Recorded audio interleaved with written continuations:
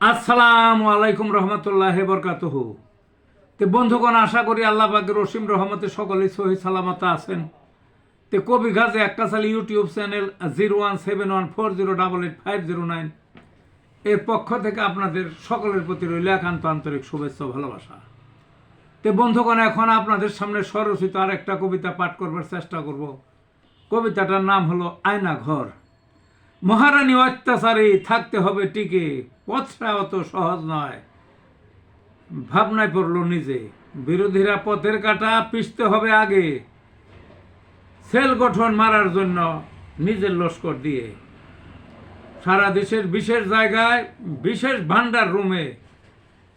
ভান্ডার রুমে নাম দিল আয়না ঘর নিধনযজ্ঞের কাজে।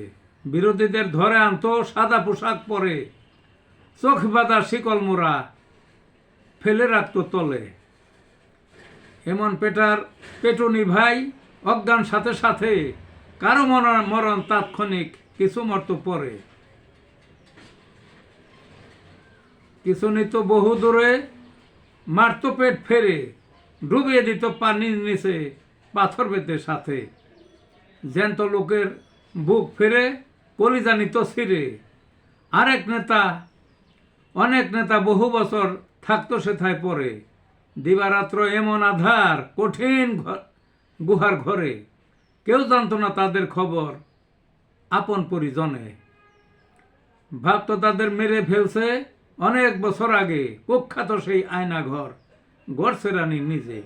এই ছিল বন্ধুগণ কবিতাটা। ভালো থাকুন।